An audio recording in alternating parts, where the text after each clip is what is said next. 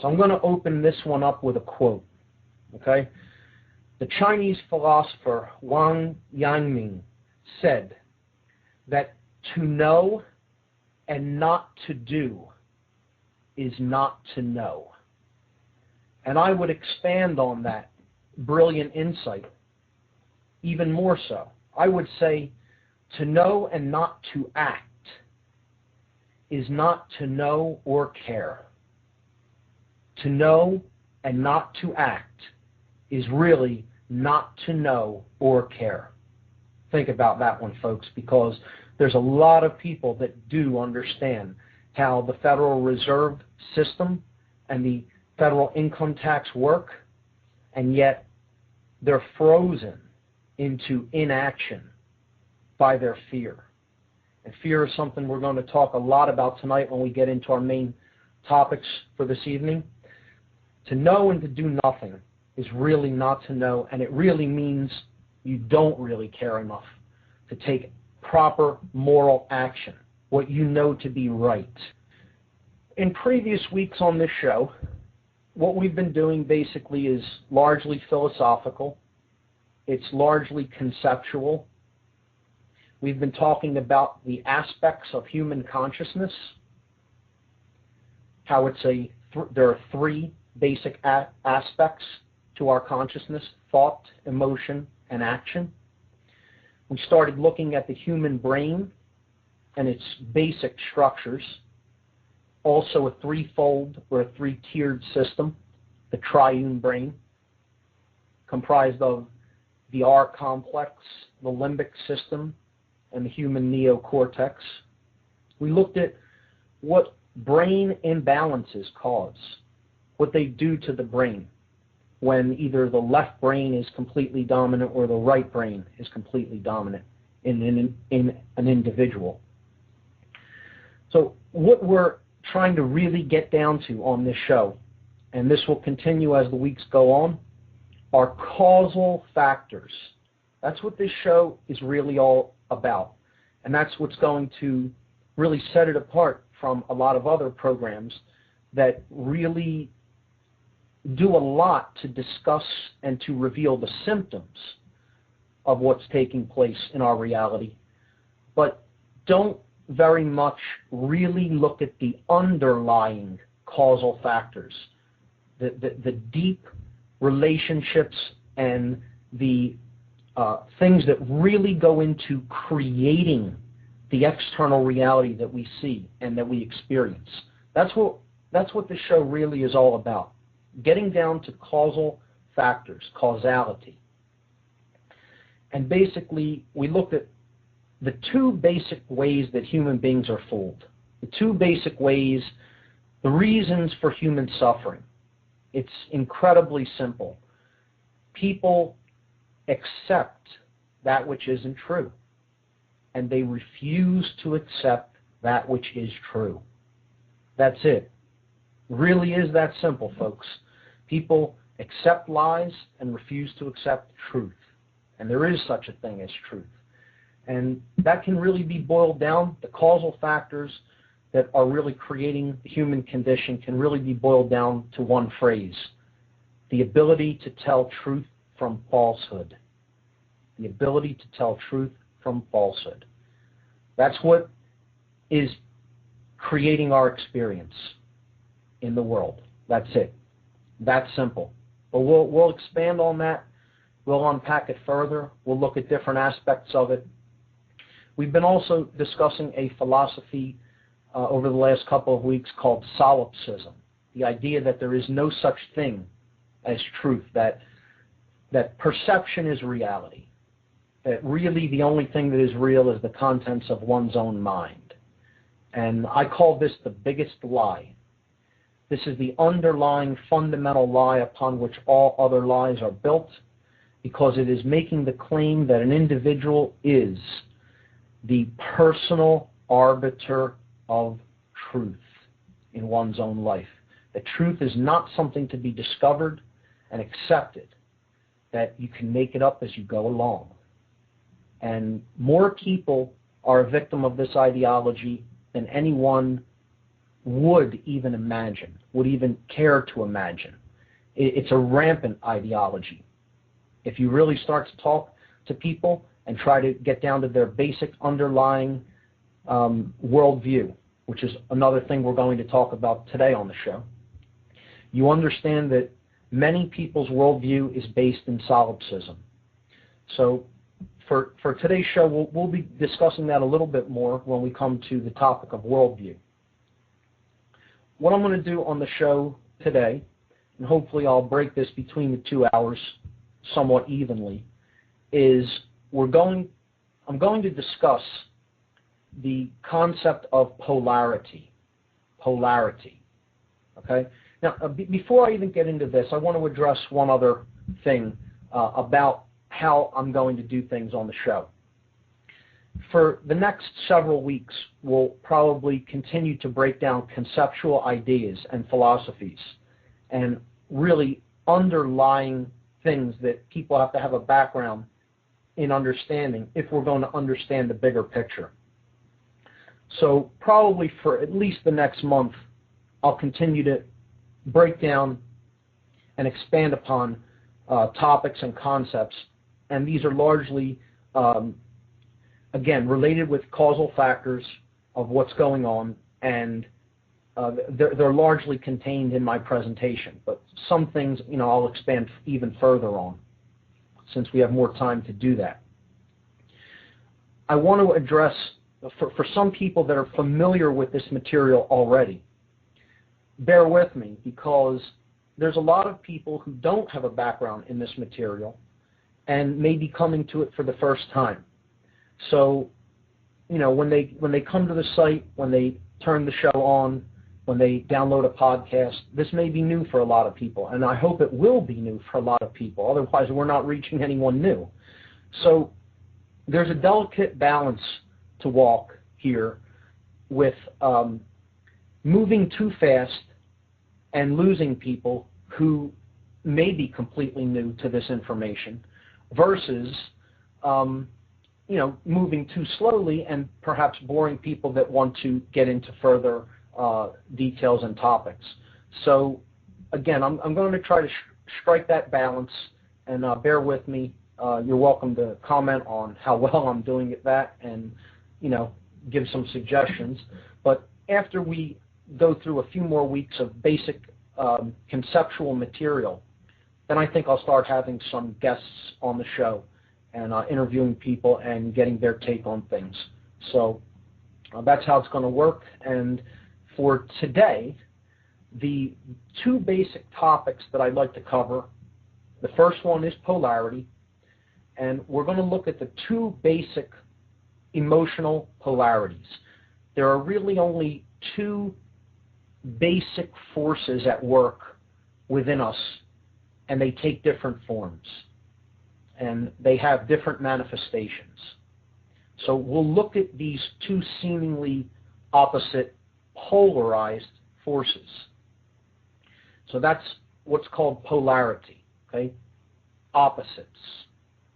Or as we'll see as we go further into the topic, seeming opposites.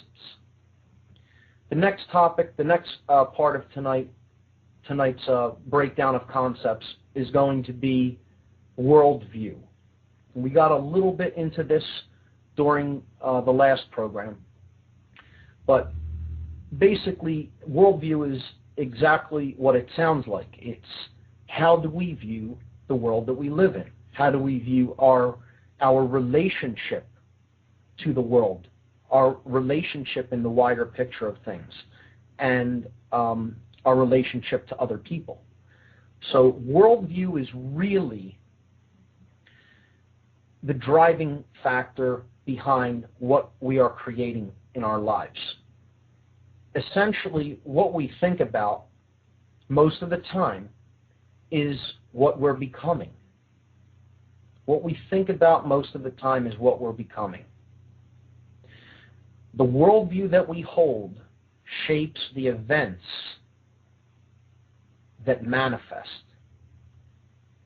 I'll say that again. The worldview that we hold shapes the events that manifest in our lives. So the way we think is critically important. to what is actually taking place on the screen in front of us, so to speak, what we see out there in the world. So these are the two concepts that I'll be working with and breaking down in detail tonight: polarity and worldview. So let's start with polarity. And, again, not everyone is familiar with some of these concepts and words, so I'll spell polarity for everyone. This is P-O-L-A-R-I-T-Y, polarity. There are two basic underlying emotional forces. These are forces that are indwelling within us. You can look at them as emanations, or you could look at them as essences. These are things that really can't be boiled down much further. They're primary things. Okay? They're primary causers. These are prime movers, you can look at them as. So there are two essential emotions, and they're polar opposites of each other, at least seemingly. So let me explain what I mean by seeming polar opposites. In any quality that you can really think of, there are scales, or there are degrees within. Okay, so look at the dynamics of hot and cold. Hot and cold. Are these really opposites? Really? Well, most people would say, sure, they're completely opposite. If something's hot, it's not cold. If something's cold, it's not hot. But if you look a little bit deeper than the seeming opposite nature of these two qualities, hot and cold, you'll see that really all you're talking about when you talk about hot and cold is energy. That's all. You're talking about how much energy is indwelling within the thing that you're measuring. So temperature is a measuring scale for energy. Okay? If there's a lot of heat energy, we call it hot. If there isn't a lot of heat energy, or there's largely an absence of heat energy, we call it cold. So when you look at it from that perspective, are they really polar opposites? No. They're really measures of the same dynamic, heat energy. And that's all there really is, heat energy. Okay? There isn't hot and cold. Those are two polar perceptions. It's a way of looking at heat energy. You're comparing it to something else, to another extreme of the scale.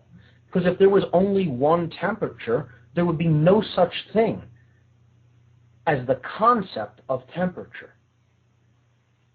I'll say that again. If there were only one temperature, there would be no such thing as the concept of temperature. You would have nothing to compare it against at all. Everything is one temperature. It always was, it is now, it always will be. Then the concept of temperature would never even occur to any being. You couldn't even think of what temperature is. There's no comparison, there's no scale of comparison. So you could do this with another dynamic like light and dark. Well, it seems like two polar opposites again. But if you really look at that, those are just measures of the same dynamic. Once again, light or its absence. Because dark isn't actually a thing. It's simply the absence of light. Light energy. You go into a room, with a dark room with a candle, you're bearing light energy into the room. And you could say, okay, that candle lit up the room and there's light here now. You can't do the same thing with darkness. You can't shine darkness into a room. The concept doesn't make any sense because there's really no such thing as darkness. There's only light energy or its absence. So we will see that this concept applies in the emotional polarities that I'm going to discuss on this show. That there really is only one thing contained within these seeming polar opposites. The other thing is the illusory component. It's something that really isn't there, but we see it as being there, so we have a scale of comparison to compare the real thing against, to come to know the real essence. Okay? So look at it in the context of light and darkness. There really is only light energy, or light energy not manifesting itself, and we call that darkness. Okay? So the two basic emotional polarities. The first one is the essence of everything that we perceive as good or feeling good. Anything that we perceive in that context, what creates anything that we perceive as feeling good within us, or what we perceive as good for us in the external reality that we exist in. And it's very simple. Most people immediately understand what this is. Most people get this on the first shot. If you ask them, what is the underlying essence of everything that we perceive of as good, as uplifting, as beneficial, as truly powerful? And of course, the word that I'm talking about is love. Love is the first basic emotional polarity, the first basic seeming polarity, as I will further explain. This isn't, what I'm talking about here when I talk about love is not a romance novel or a Hollywood movie definition of love. So this isn't possessing someone. This isn't, being jealous about somebody. This isn't trying to keep someone. It isn't attachment to someone else.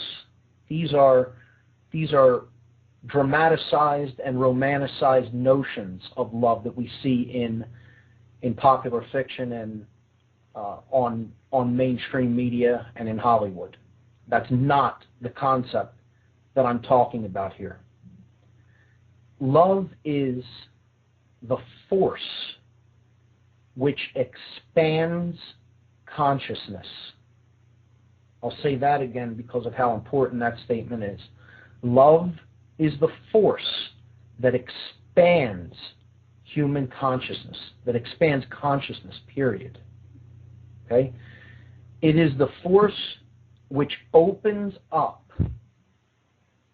and flowers consciousness. So anything that is moving us toward a greater understanding of ourselves and the world in which we live, and that is expanding consciousness outward to ever greater and greater awareness, that is love. That's what love is. Now, some people will say, well, you can't really define love or put a definition on it because it limits it. But if you really think about the words that I'm saying here in a wider context, this explains what this powerful force really is. It is that which opens up and expands human consciousness. Now,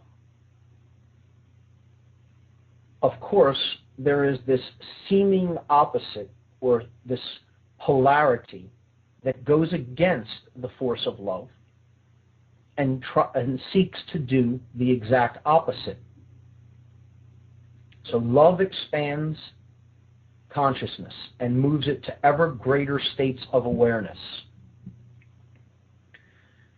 The opposite emotional polarity from love that closes awareness down. It shuts down. It is the compressive force. Closes consciousness down. Makes you not want to look. Makes you not want to seek. Makes someone not want to understand or care or act. And most people usually will get this if given the opportunity to take a guess at what it is. Some people will guess hate because they, in word association, generally think of that as the first thing that is the opposite of love. But hate is a manifestation of this force. And of course, the force that I'm referring to is fear. Fear is the opposite emotional polarity from love. It's the force which closes down human consciousness. It strangles the flowering of consciousness. It makes people cut off from their higher nature. And these two basic emotional polarities, love, which is the expansive force, and fear, which is the contractive force, have both of them, each of them have internal qualities. They have qualities which express within us, within our consciousness. They also have qualities which create something in the external reality that we live in. So they have what I call an internal and an external manifestation. So love has an internal manifestation and love has an external manifestation. Fear has an internal manifestation and an external manifestation. So let's get into these four other qualities, the internal and external qualities of love and fear. So, if we look at the internal expression of love, how does the love force manifest internally within us, within our consciousness? What we're basically saying is, if the expansive force of consciousness, which we call love, manifests in an individual, the expansive force of consciousness manifests within the individual, what could we describe that state or that manifestation as? Well, you could give it a few names. You could call it self-love. And that's one way of looking at it. Some people would describe this state as enlightenment, and that's another way of looking at it. Some people would describe this state as balance or harmony within.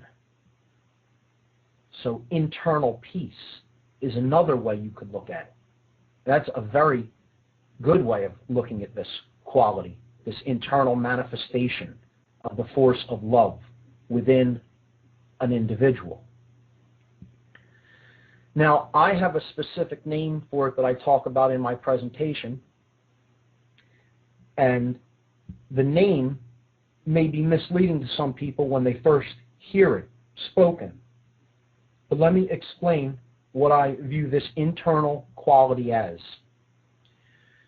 We talked about in earlier shows the three aspects of human consciousness: thought, emotion, and action.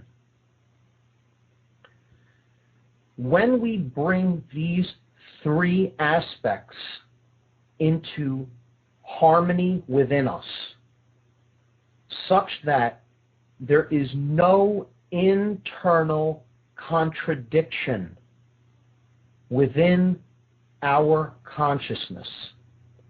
So, what that means is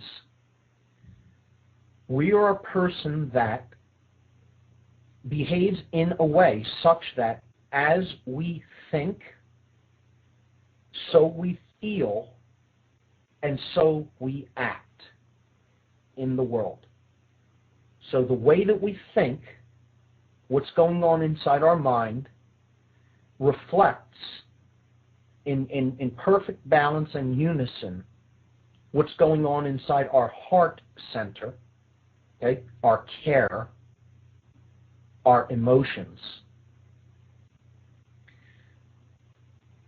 And these two qualities, what we think and what we feel within, are not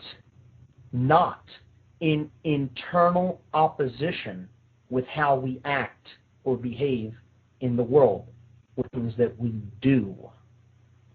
Our thoughts, our emotions, and our actions are unified as one, and there is no internal contradiction or opposition between those three things. Now, let's think about this in a symbolic context for a minute before I go further. The thoughts are the creator aspect. What we create has to exist as a thought, the emanation. Okay, this is the essence quality. Then we have an internal manifestation called our emotions. This is the spirit side. So we have the mind aspect, the thought. That's the essence. Then we have the internal quality, which is the emotions. And that's the spiritual aspect. The spirit in which we do things is called our emotions.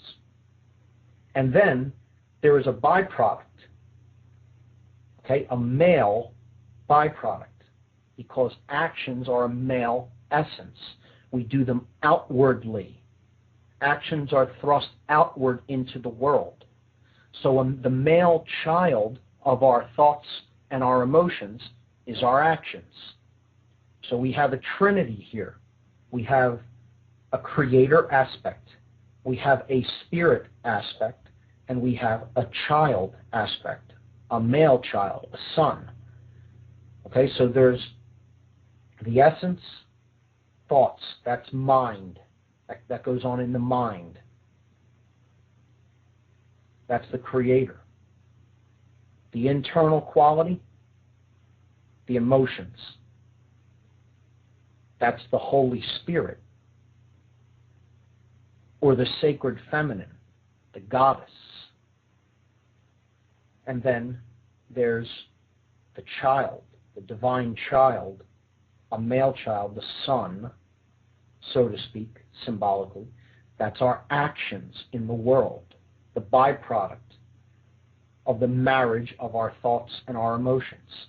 Now, if they are all one, all three of these things are one, we don't have any internal opposition. Now, the word opposition is critical to understand.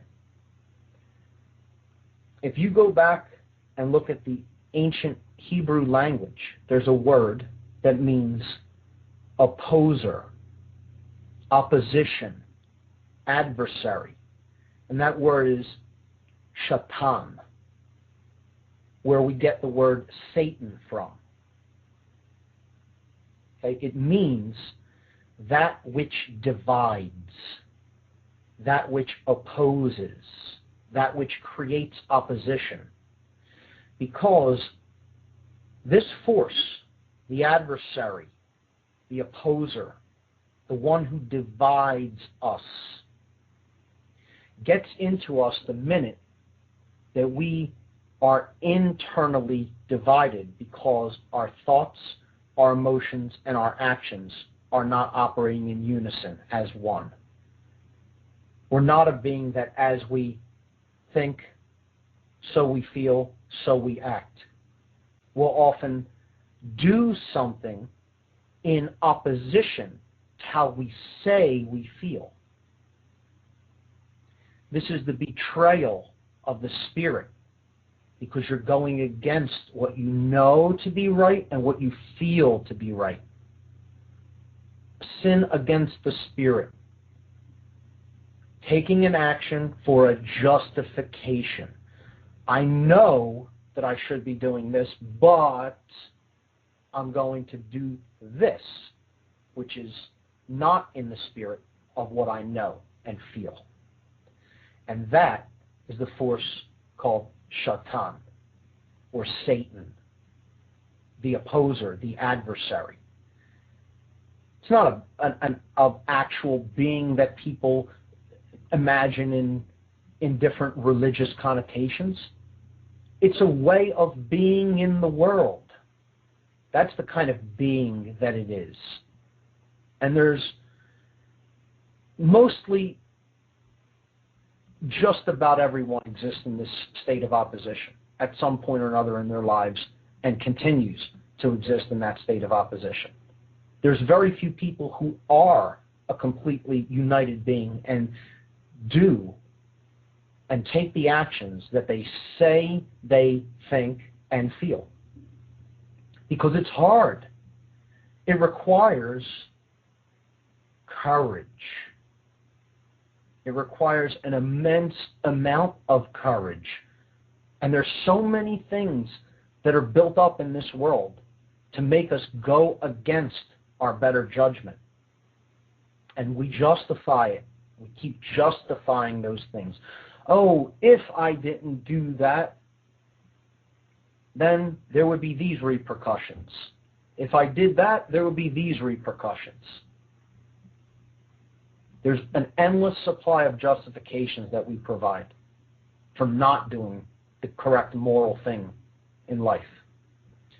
And this, to take this back to the concept of the emotional polarities, specifically the internal, indwelling aspect of the dynamic of love, the force of love. The state that I refer to as the expression of love, when it comes to fruition, when it comes to flowering inside an individual, I call it dominion. Dominion. This is a word that means rulership. It means that someone is the king or queen. They have dominion. This is self-dominion. It doesn't imply any external ownership or rulership.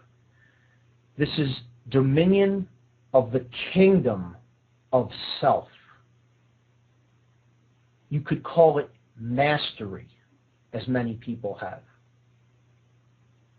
That's why we refer to great masters and wisdom teachers and avatars. They had dominion.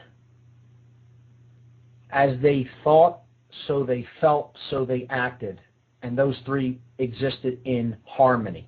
They weren't divided within. They didn't have the indwelling force of the adversary, the opposer, opposition, that divides us from inside of ourself. So that's what I mean by dominion. You could call it self-control. You could call it self-ownership. Self-ownership. And a great word that really does represent this concept.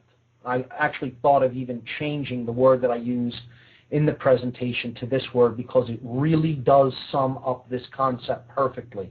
And I would say you could use it interchangeably with dominion or self-love or harmony within or internal peace or internal balance. Okay? And that's sovereignty. Sovereignty. Because what sovereignty really means is the same thing as dominion. If you break the word down, sov, reign, self-reign, self-ownership, self-governance.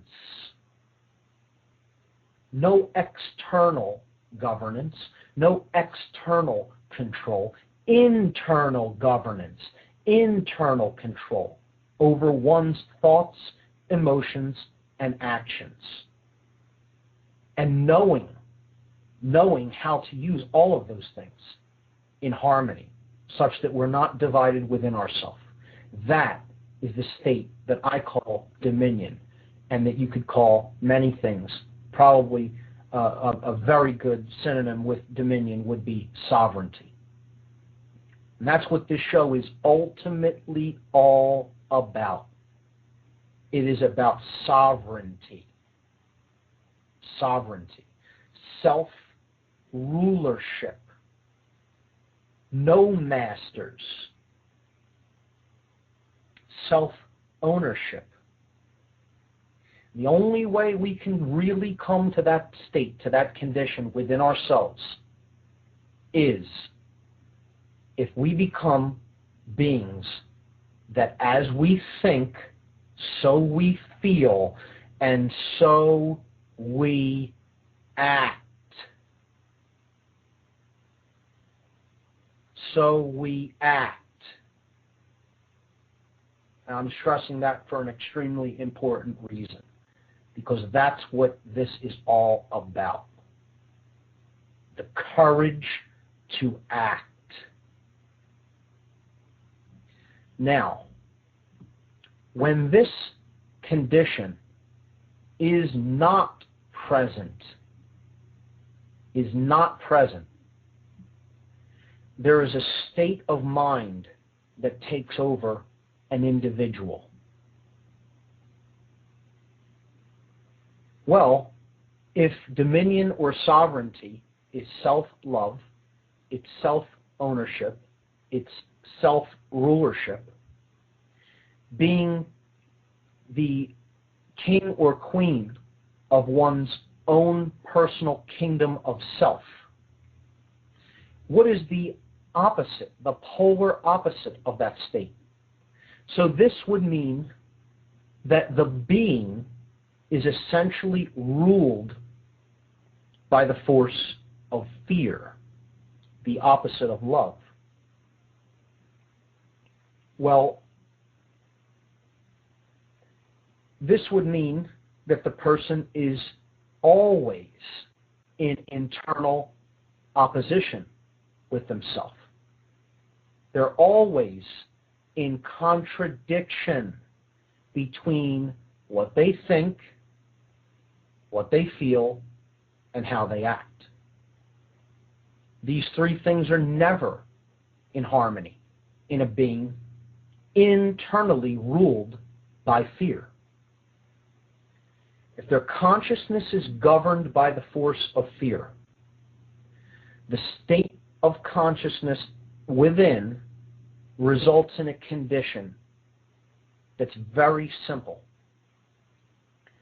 and it's called confusion. Confusion.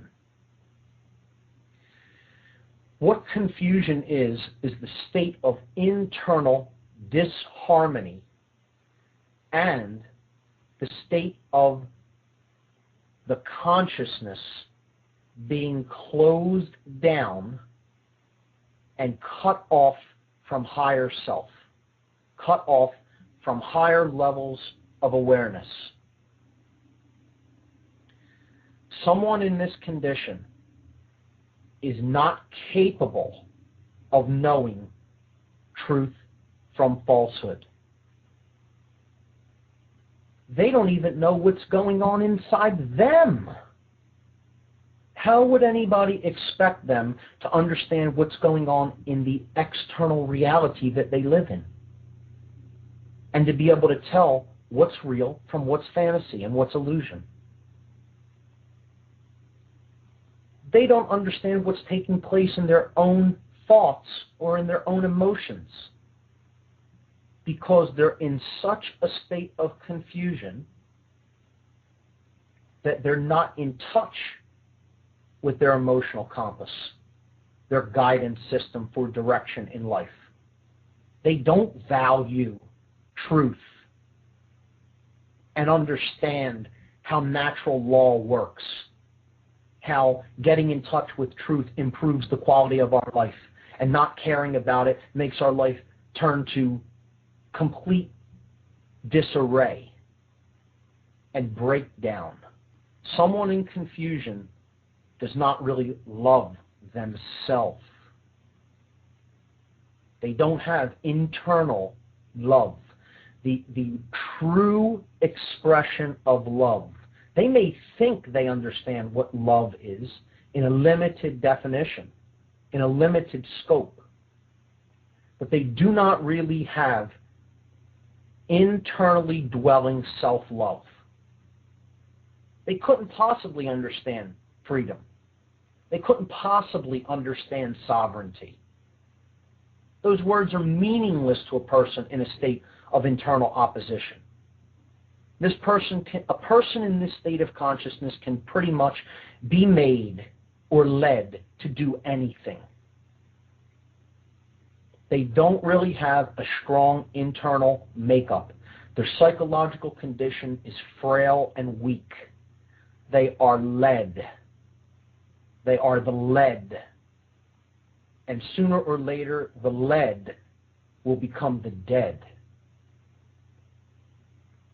Harsh, yes, but true, definitely. Okay? So these are really critical concepts to understand and keep in mind. Person in this state, governed by fear, will always be in a state of confusion, which is internal opposition. This is the internally manifesting quality of fear. So, we have love and fear. We have dominion or sovereignty and confusion or indwelling opposition within the being. What do these things create externally? What do they create in the outside world that we see on the screen of reality, so to speak? Well, when love is present and has grown to a great extent in many individuals, in the wider reality, in the shared reality that we all live in, there's a state that comes online. There's a condition that bursts onto the world. Because if love, the true essence of love, the expansion of human consciousness, is carried within many individuals in any society, and those many individuals truly understand what's taking place inside themselves, and they live in a way that is reflected by the notion that as they think, so they feel, and so they act. The condition that will eventually erupt onto the world is called freedom. Freedom is the external manifestation of the love force. Freedom is the external manifestation of the force of love. And that can only occur when enough of the individual consciousnesses, human beings on this planet, come within themselves to a state of dominion, of sovereignty, of self-rulership, because they've made the active free will decision to take actions that are in keeping with their thoughts and their emotions. And they cannot be driven apart from that. They cannot be made to go against what they know to be right and what they feel in their heart to be right. Their actions will be one with those qualities. And freedom won't occur in this world 1 second before that state occurs within many, many, many, many more individuals walking on this world. Don't expect it until people change their mind, their hearts, and their actions in drastic ways compared to what they're thinking, feeling, and doing now. Now, the opposite of freedom, the external manifestation of the force of fear, the external manifestation of the force of fear. Fear is the force which shuts down consciousness. It's the force which divides us. It's the force which puts us into a state of internal opposition or confusion. And when that goes into the external reality widely, such that many, many, many people are not self-governing, don't understand sovereignty, aren't concerned with the truth, aren't concerned with freedom, and are totally in a state of opposition within, you get a condition that manifests in the shared reality that we live in. And that condition is control.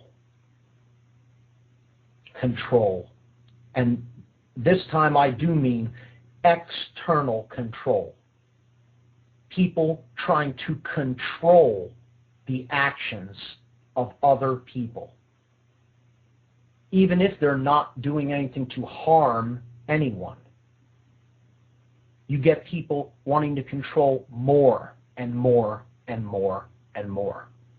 And it's never enough. Ultimately, this condition leads to slavery. And largely, that's where we're at, folks, for those who don't know that yet. Many people listening to this show just happen to be coming through my website for the first time. Understand that's where we're at. And if we're going to get out of that, we have to become united, not divided anymore within. Becoming beings that as we think, so we feel, and so we act. And that's a tall task that requires a lot of courage. And on the last hour, I read a quote by the Chinese philosopher Wang Yangming. And I'll read it again, and I'm going to give my take on this. He said, "To know and not to do is not to know. To know and not to do is not to know. And I would expand on that great gem of wisdom. I would say to know and not to act is not to know or care. To know and not to act is not to know or care. You know, I see a lot of people going out to lectures. I see a lot of people attending documentaries. I see a lot of people attending discussions. I see a lot of people attending healing sessions and New Age-inspired events. But when it comes to the End the Fed rallies, you get about 200 people in a metropolitan region of over 5.5 million, 6 million maybe, in the entire wider metropolitan area of a city like Philadelphia, where the founding fathers of this country walked, where philosophers like Thomas Paine and Thomas Jefferson walked and wrote and conveyed their understanding of true freedom. But, you know, people when it comes to standing up to a real demon like the Federal Reserve System, don't want to take action. So I sent out a mailing about this on my mailing list, and I'm going to read it here. The End the Fed March, Rally, and Concert for Philadelphia, PA, April 24th. That's a Saturday. Most people are off work on Saturday morning into afternoon. Saturday, April 24th, 10 a.m. to 3 p.m. It's going to begin at City Hall in Philadelphia, the west side of the City Hall building, 1500 Market Street, Philadelphia. If you still don't understand how intricately related the Federal Reserve System is to the destruction of our natural freedoms, then you haven't really learned a thing. Or you've chosen to deliberately ignore it out of apathy, laziness, cowardice, or all three. Words are not enough. If you value your freedom and the freedom of future generations of humanity, take action. Stand with us in courage at this event and become involved with this cause today. Last show I was talking about polarity and the seemingly opposite polarities of love and fear, the basic emotional polarities. And I say seemingly opposite because ultimately one of these is an illusion. And I don't think it's difficult for anybody with any understanding to figure out which one is the true illusion, even though we seem so trapped in it. Fear is an illusion, folks. It doesn't exist. Only love exists, and fear is simply the absence of its expression, of the expression of love. That's it. It really doesn't exist on its own. It is an illusory force, an illusory quality when we begin to forget who we really are. So for now, that's all I'll say about that. I'm going to go into a little more on this, and then I'll be getting into the topic of worldview if time permits. But I see we have a caller on the line, so I'm going to attempt to take this call. Let's see how this goes. Caller, you're on What on Earth is Happening. Welcome. Hello, are you there? Hello, can you hear me? Yes, I can. How are you? Fine. I have a question. Sure. What is your name? Andrea. Hi, Andrea. How are you? Hi. Yes. My question is, this is the first time I've heard your radio show, and I'm kind of confused as to what exactly it is I can't find the word. You're under the topic of spirituality.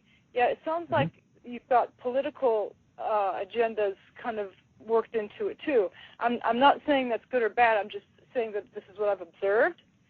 And it's absurd? No, not. I didn't say absurd. This is what I've observed. I missed that word then. this is what I've observed.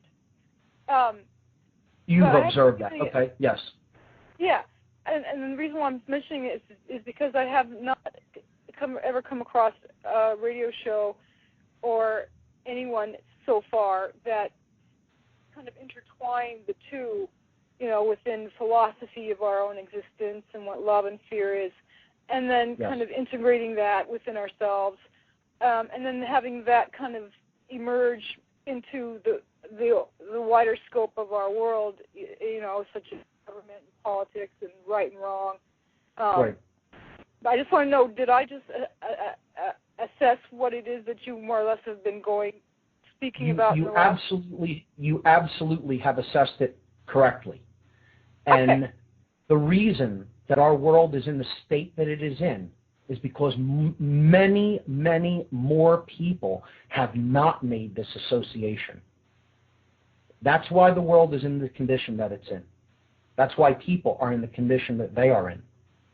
Okay, if you don't understand that these two things are intricately interrelated, what is going on in the world of what you termed politics, okay, which I would say is simply the world of control, the world of attempting to put out the light of spirit. It is the world of control, of beings that actually believe that they are authority over other beings, sovereign beings. The spiritual movement is largely, and I want to be very clear about what I'm going to say here, a lot of the spiritual movements, or the so-called New Age movements that are out there in the world today, are largely, not all, but largely traps. They are largely places that are used for controlled opposition, for taking someone to a certain level of understanding and then having them pitch their tent there and not go higher up the mountain to understand the wider aspect of what is taking place on this planet. Now, you can choose to believe that or not. I'm not even putting that out there as something that I think or believe. I know this is the case. I know how they're operating and they work. But your assessment about that I am integrating these two seemingly opposite spectrums, spirituality and what you call politics, is absolutely correct. And the reason that we're not collectively, as a race of beings, making more progress towards solving the planet's problems in consciousness is because this completely interwoven and causal relationship between these two, what would to many people be seemingly opposite dynamics, have not been brought together and understood in their connected context. Okay. I hear you. Can I ask you another question? Sure. Okay. Okay. This is a little bit off to the side, but yet I think it's relevant. There's no taboo topics here. There's no taboo topics here. You could ask whatever you want openly. Go right ahead. It has to do with psychology and chemistry. Sure. Okay. I've noticed that women have, and just from what I've read and my experiences, that women have a better ability to integrate their feelings and their rational thinking kind of together using both sides of their brain, and then taking that and kind of learning how to integrate where they are, and then after that then they just become the action of who they are by taking both into account, versus men have a tendency, not all of them, I'm just saying in general, have a tendency to be more left brain, more logical, more just, kind of cut off from their core emotions, because they're brought up that way, and also chemistry kind of reigns in that direction too with them. I totally agree. I totally agree with you on those points. And I guess, what's confusing me in my life are these two subjects, men and women.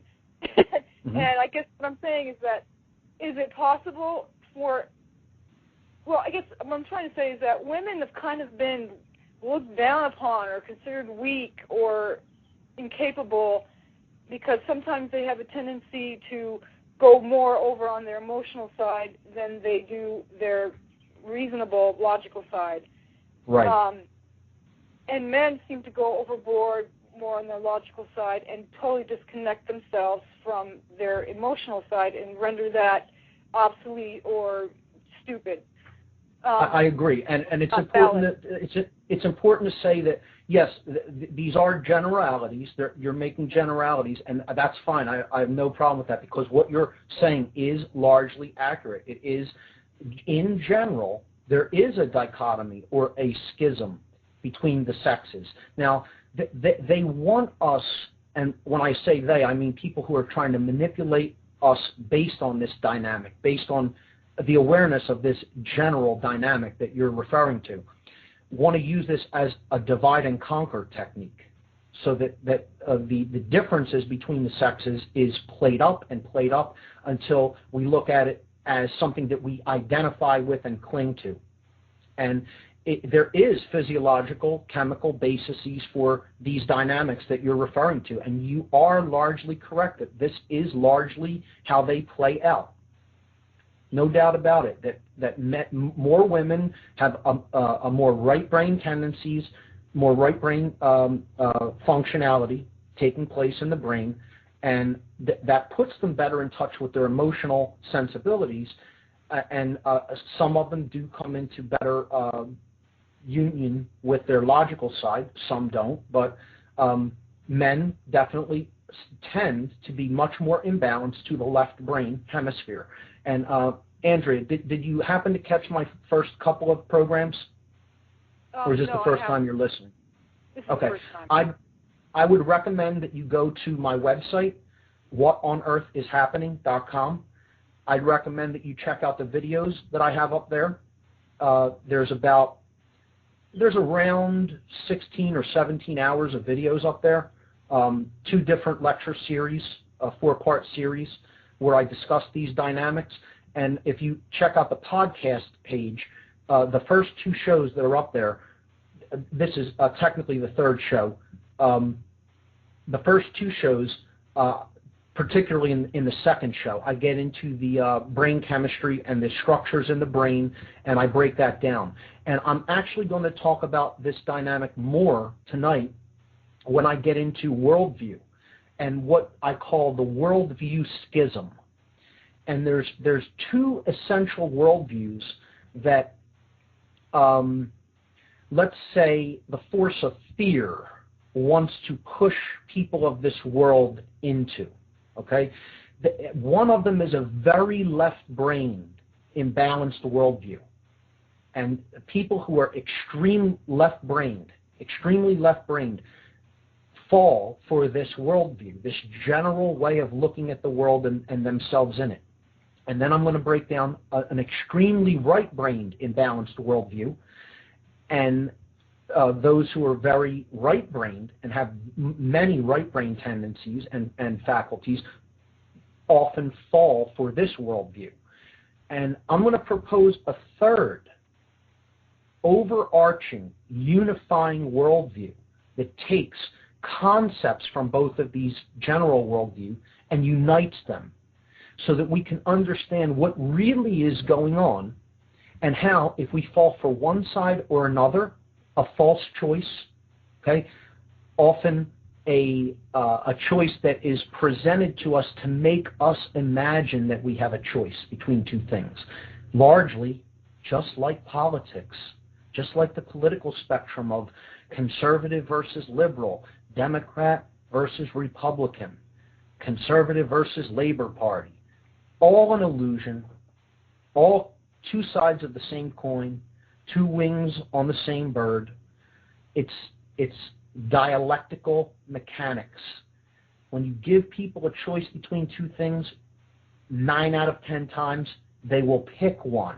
This is the child being seated at the table that doesn't want to eat his meal, doesn't want to eat his vegetables. So you say, "Hey, Jimmy, you have a choice tonight. Do you want corn or peas?" You don't say, you're going to end up eating one of these vegetables, like it or not.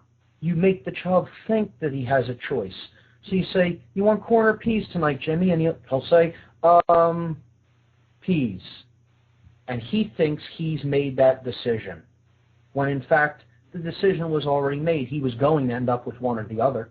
It's very similar to a theory of training horses is like that too. Absolutely. And rats and other animals.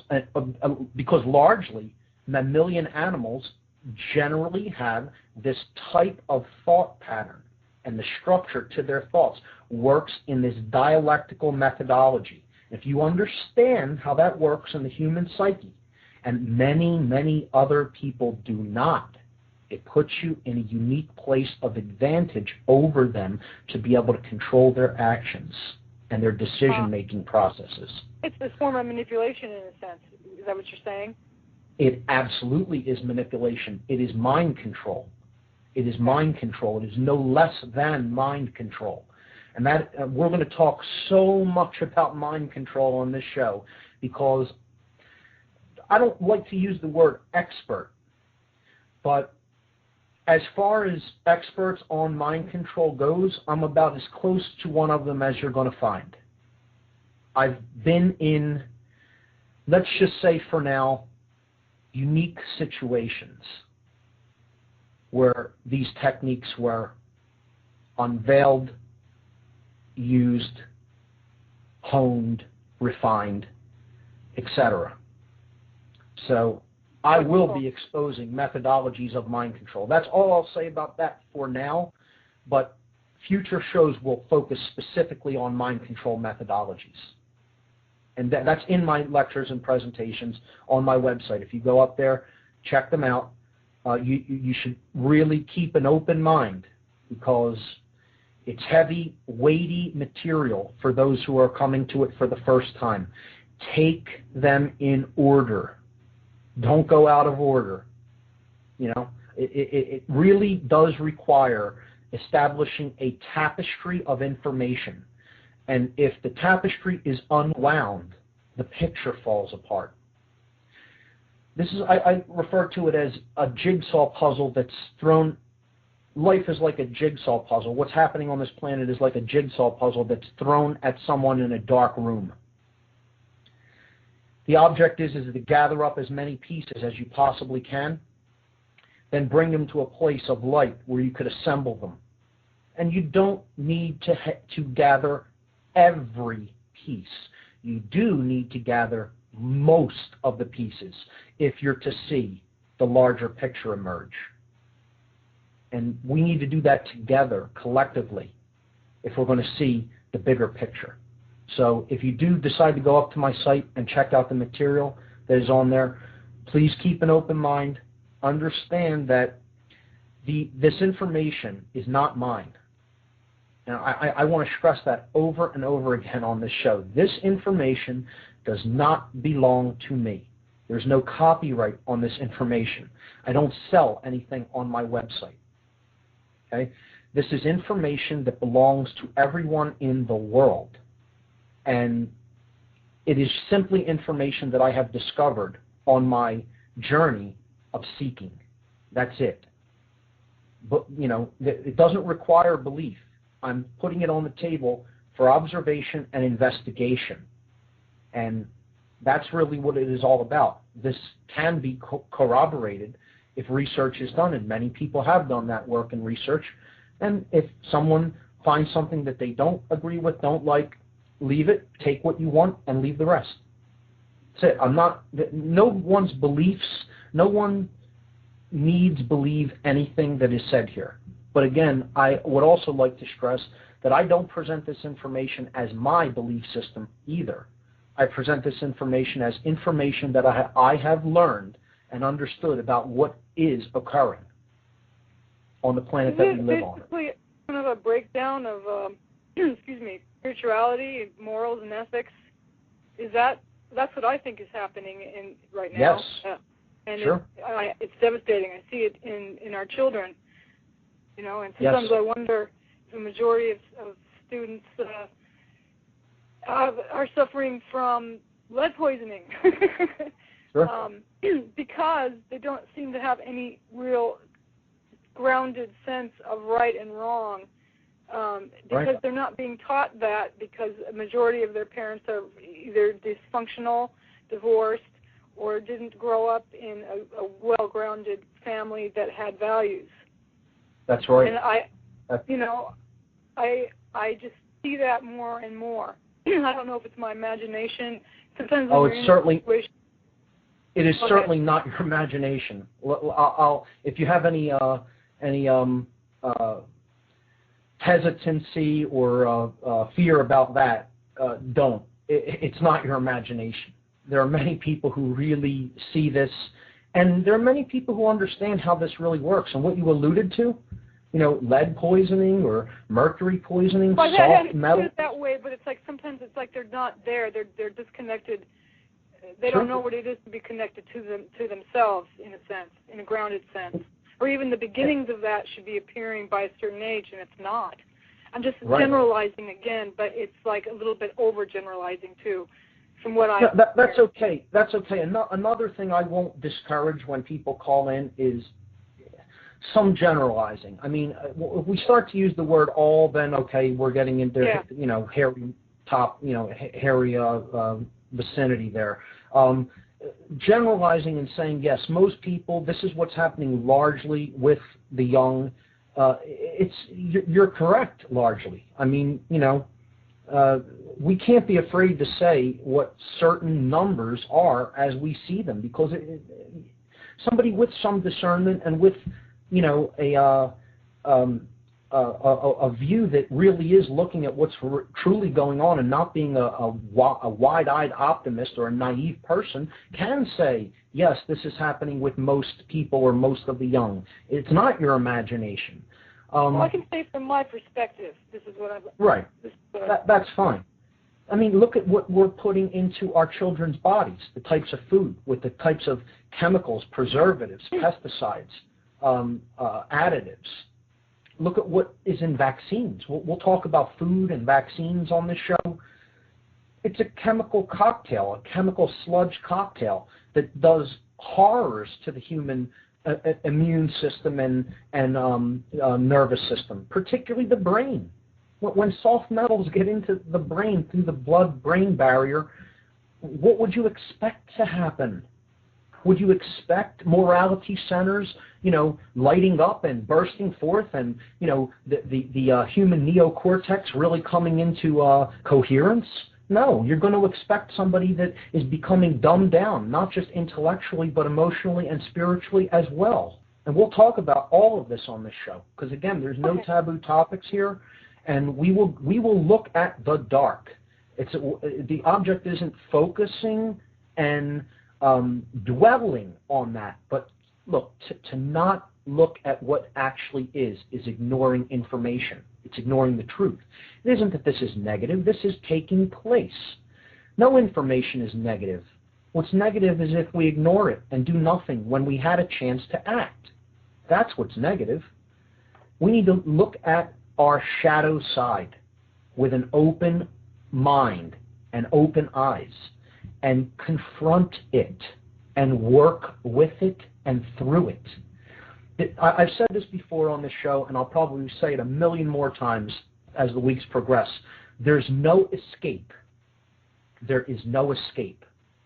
We're not going to escape this condition or this lesson. The way out is through. The way out is through. We need to go through the darkness to get to the light. Yeah, I know Make a really no wonderful mistake about song that sings that. I'm sorry, go on. Yes. Yeah, No, I know a song that has that I- same title. Go ahead. You're bringing up really great points. It was great call, and I hope you'll listen in future weeks, and I hope that you'll check out my site and some of the videos up there. And I want to thank you for calling and raising really, really thoughtful points. So thank you. Thank you. Great. Goodbye. Goodbye. That was Andrea. Great points that she brought up. And if we have another caller. Here we go. Let's see what's on this caller's mind. Here we go. Caller, you're on What on Earth is Happening. Hello there. 941. How are you? Can you state your name? Hello, sir. Can you hear me? You're breaking up. Yeah, I'm breaking up, and hopefully I can hold it there, or I can call you back from the other phone. Apologize. That's okay. He's on my line. He's on my line, and apologize anyway. No problem. We can hear you now. Go ahead. You can. All right. Basically, I got a little overview or feeling about what the show is, and also, I'm kind of late on that. But I have opinion just about anything, which is not necessarily a bad thing. Okay. Not necessarily hostile opinion or not necessarily cynical opinion. But we're talking about basically consciousness. Is that what you're talking about? Examining human consciousness? That is absolutely right. That's the core point. I think that's a mystery, and everybody debates about it. From Harvard lecturers to the other side of Deborah Chopra to a lot of mystics. That's the big question. So if we're talking about that, at least my opinion, I don't want to use the word humble, but my opinion, maybe my humble opinion, because I'm just another human being, is a matter of both examination and faith. We're always going to oscillating. We're always going to be going back and forth. Consciousness, if life has to be beautiful, consciousness will never have to be explained. If we explain consciousness clearly as a water is in a phase or as the law of physics, and then we're in trouble. We're in big trouble. There's a book that I'm working on that has to do with some kind of take why the mysteries are there. Right. And the reason that the mysteries are there for a reason, and that is not to hurt us, but to help us. I don't want to go into it too much on that. I can jump in a different... can you hear me, sir? Yes, I can. Okay. Go ahead. So people are looking for answers, but the answers are they are the truth, and they should be there for positive reasons that we can never imagine. If we have, we have questions. The question has to be there for a good reason. If we have answers, we're in trouble. Now, again, my book talks about that, and it gives you kind of think about it. But when it comes to consciousness, again, you know it as well as I do, that even with me being full of myself and doing some kind of research and thought about it, and all that stuff, it's all opinion of mine. Now I can be humble about it because I see a lot of gentlemen out there touting and beating their own drums as the knowers of all truth and all wisdom. Whatever it comes to science or to God or to consciousness, everybody likes to take side because taking side and sounding righteous sells and motivates people. So a talk of certainty and a talk of sells. A talk of wisdom and a talk, of kind of muddy understanding of the universe, it doesn't really sell. So if you want to sell books and create seminars to make money or get more listeners talking, you have to be more polemic. The truth of the universe, and the answers of the universe are a little bit more fuzzy, and they lie in mystical spaces of both a heart and a mind. So I don't want to totally agree. Yeah. I totally agree, and my intention is not to sell books or make money doing this. My intention is to help unequivocally set the minds, the hearts, and the spirits of human beings free. Help to do that. I could never do that on my own. That is a free will decision of the people of this planet. That's what I want to see occur, because I want to see what the true potential of this species is, because the potential is not being lived. To a large extent, it's being squandered, and we're capable of so much more than even some of the great things that we have done. So much is being held back because many people are living in fear consciousness, and many people think that the answer to everything lies in control. And we have a totally controlled society that is working harder and harder, the people at the higher echelons of it, to dumb people down more and more and to cut them off from the examination of that eternal mystery. And yes, it is a mystery.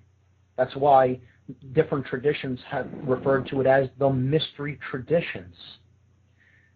And look at the word mystery. Another thing we'll be doing is we'll be playing with something called green language. Green language is looking at a word and what it says phonetically. The mystery is my story. My story. Not history, which is his story. Whose story? Yeah, a male entity, right? The dominator consciousness, the opposer's consciousness, the oppositional consciousness, and a dominator. So history, they say it's written by the winner, right? The winner writes the history. Well, I would say it's written by the dominator. And the model that we call history, that is proposed as truth in our cultures, is only a skewed interpretation of events and factual evidence of what actually occurred. And what I'm trying to help people to get to the understanding of is that the answer is within. It does lie by examining the mystery of consciousness. So and part of this does involve the notion of truth.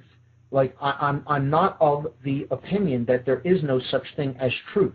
Now maybe one could never become or know the totality of truth. I'm not arguing that any individual can know the totality of truth or what I would refer to as the mind of God. That is not what I'm arguing. I am arguing that we can come to enough of an accurate understanding of what is taking place both within us and around us to firmly and positively change the dynamic that we see playing out in our experience.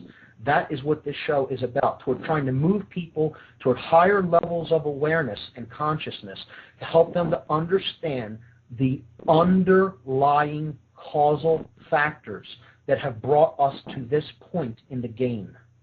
If we want to go to a better shared reality, co-create. I agree with that. Among our, a better shared reality.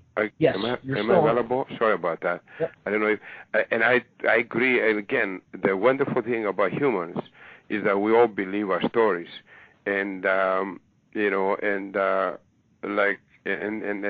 a Greek philosopher named Socrates, perhaps by Harvard and the best institutions in the world, he was probably the best philosopher ever. He used to say, the one thing that I know is that I know nothing. And, I want to say, so a lot of things that I will say, I believe them, I teach them, I write books, I give international seminars, and it's not much that I know about you, it's not much. I know that you're a man for thirst, but for knowledge, and again, there's a lot of hints that God gives us, or the universe gives us, or the mystery gives us, in order to motivate us to go forward. But I say we all get caught in our own story.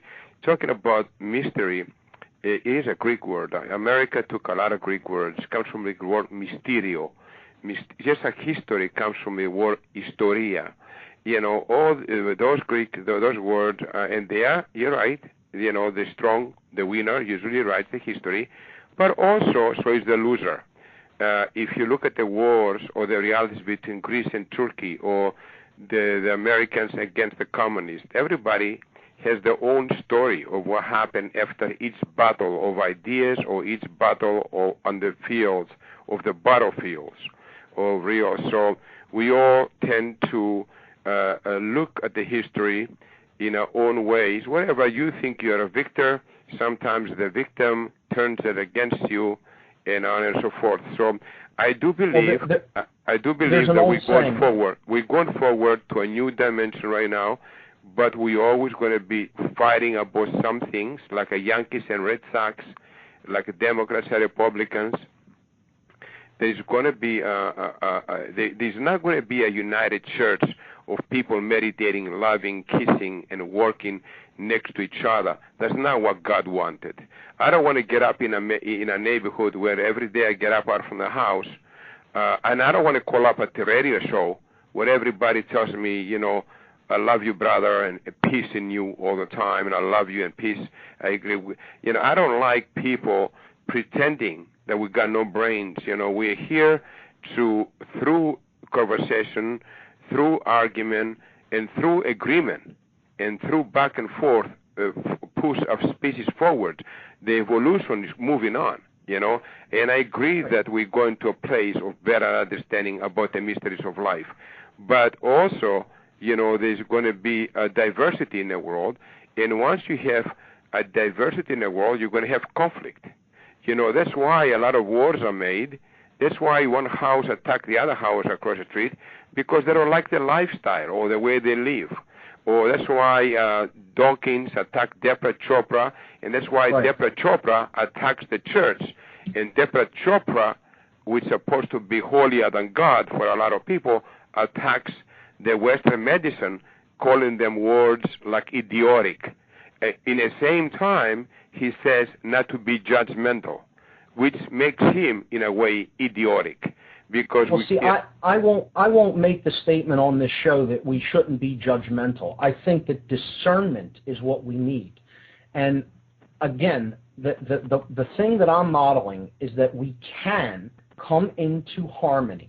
We can come into understanding of what is taking place and whether it serves our evolution in consciousness and moving it forward and expanding consciousness, which is the force that I am referring to as love. That's what love is according to the model that I'm working with here, and attempting to explain that as we come more into harmony with this unified way of seeing reality, the unified way of seeing ourselves together, that really there is only one consciousness here. It doesn't mean... This is true. Totally there is one consciousness, yeah. Doesn't mean there needs to be a world government or a world religion. I would stand in I would oppose those things completely, because I think that's a manifestation of people's desire to control other people and force them to do what they want them to do and be how they want them to be in the world. But what I'm talking about is getting out of dualistic consciousness, of looking at it as us versus them, as that for me to win, someone else has to lose.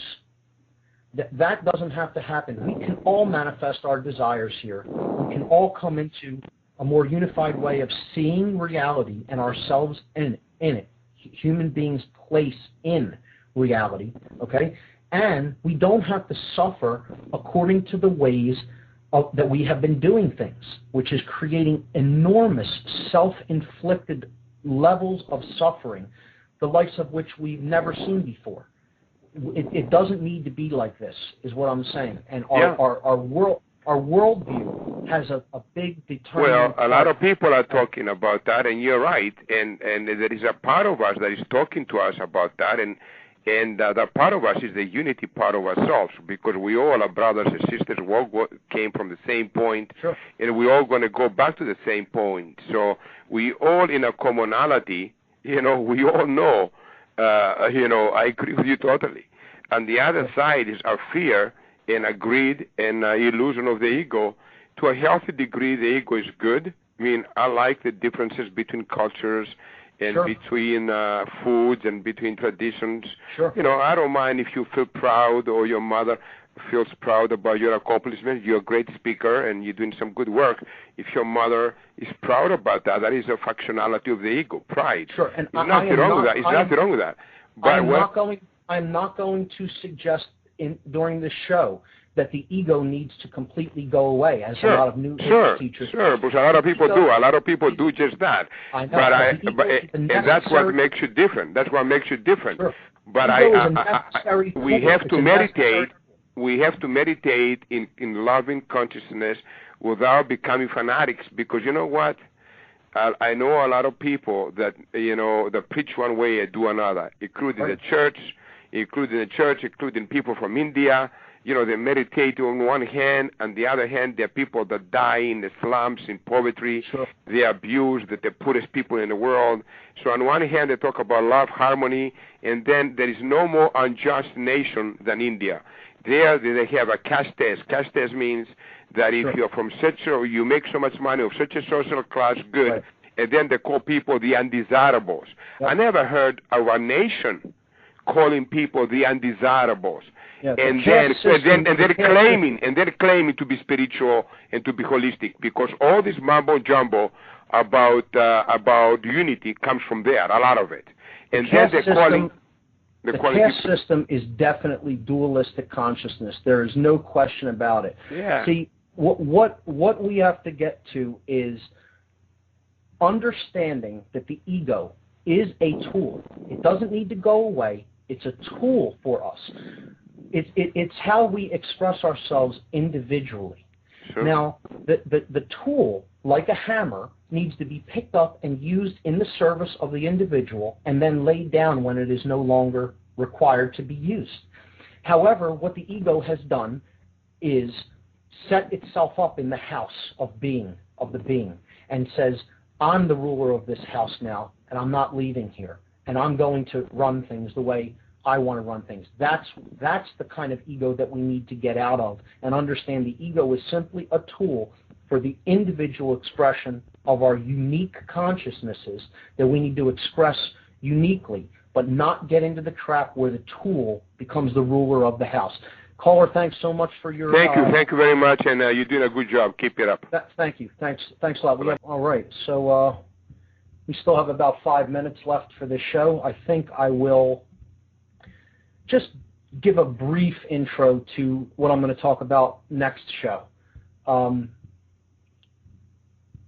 The last show, we really got into polarity and the differences between the forces, the basic polarities of love and fear. And we broke them down, and we talked about the internal manifestation of love, which we call dominion or sovereignty. We talked about the internal manifestation of fear, which we called confusion or opposition, okay? And then we talked about the external expressions of both of those forces. When love comes to a fruition, a expansion in the external reality that we share, we have freedom. And when love is absent and fear, the force of fear, rules the consciousness of people, we get a condition called control. People wanting to externally control our lives and the lives of others. And that, if left unchecked, leads to something called slavery. And I'd suggest that we're very deeply into that polarity of fear, which is an illusion, which does not really exist in true reality. It is a forgetting of who we are. It is clinging to things that do not really serve us and who we are. And the more we engage in illusion, the farther we're going from the truth. The more we engage in truth, the more we dispel illusion and fear.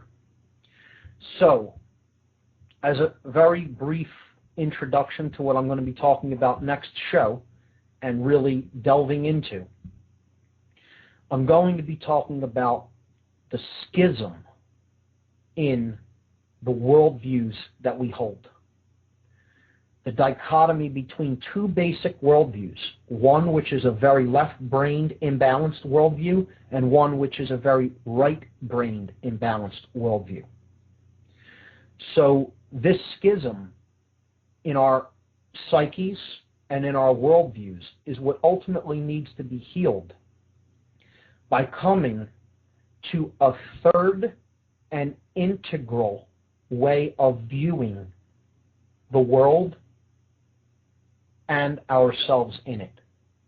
This third worldview, which I'll be explaining next time, is actually a combination of these other two polar worldviews. It's bringing them together. One is the thesis, one is the antithesis. So they're seeming polar opposites, even though they both represent big levels of imbalance in the psyche and in the human brain. But when we transcend that duality of these two worldviews, there is a third middle way that emerges that shows us the way out of the suffering that we are seemingly trapped in. So I think I'll leave it there for now. Tune in next week, Tuesday at 8 p.m. I am Mark Passio, and this has been What on Earth is Happening. Check out my website, www.whatonearthishappening.com. Thank you, everyone, and good night.